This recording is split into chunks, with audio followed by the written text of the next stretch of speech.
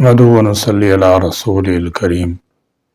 جرابیں پہننے والے نمازی حضرات سے درخواست ہے کہ براہ کرم مسجد میں داخل ہونے سے پہلے دیکھ لیں کہ جرابوں سے بدبو تو نہیں آ رہی ہے، اور اگر آ رہی ہے تو پیروں کی بدبو ختم کر کے مسجد میں داخل ہوں، ورنہ سردیوں میں مسجد کی کھڑکیاں دروازے بند ہونے کی وجہ سے پوری مسجد میں بدبو پھیل جاتی ہے، جس سے دوسرے احباب کو پریشانی ہوتی ہے، اور جس قالین پر بدبودار جراب لگ جائے وہاں سجدہ کرنا مشکل ہو جاتا ہے۔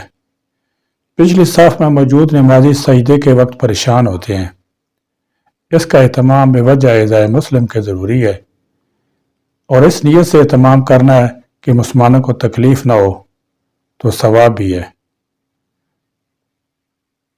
نبی پاک صلی اللہ تعالی علیہ وسلم نے فرمایا، المسلم من سلم المسلمون من لسانہ و یدہ، مسلمان وہ ہے جس کی زبان اور ہاتھ سے دوسرے مسلمان محفوظ رہیں۔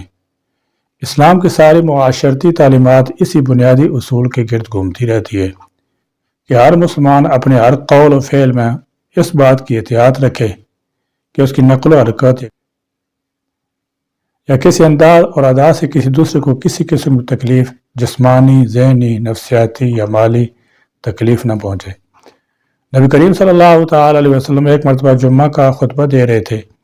اتنے میں آپ صلی اللہ تعالی علیہ وسلم نے دیکھا کہ ایک صاحب اگلی صفوں تک پہنچنے کے لیے لوگوں کی گردنیں پھلانگتے ہوئے آگے بڑھ رہے ہیں۔ آپ صلی اللہ تعالی علیہ وسلم نے یہ منظر دیکھ کر خطبہ روک دیا اور ان صاحب سے خطاب کرتے ہوئے فرمایا، بیٹھ جاؤ، تم نے لوگوں کو اذیت پہنچائی ہے۔ دوسری اہم گزارش ہے کہ سردی کے موسم میں جو آدمی مسجد میں داخل ہو اسے چاہیے کہ وہ داخل ہونے کے بعد دروازہ بند کر دیا کرے۔ یہ معاشرتی حکم بھی ہے اور بحیثیت انسان کی فطرت کا مقتضا بھی۔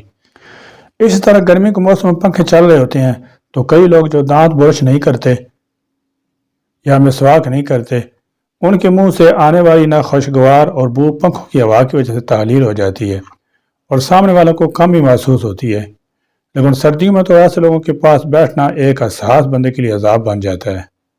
بہت سے لوگ اس بات کی پرواہ نہیں کرتے کہ ان کے منہ سے بو آ رہی ہے، ویسے بڑا مہنگا لباس، مہنگا فون استعمال کرتے ہوں گے، لیکن اپنی اس عادت سے اس طرح لا تعلق اور لاپرواہ ہوں گے جیسے یہ کوئی مسئلہ ہی نہ ہو۔ یہی مسئلہ سردیوں میں باجماعت نماز میں پیش آتا ہے۔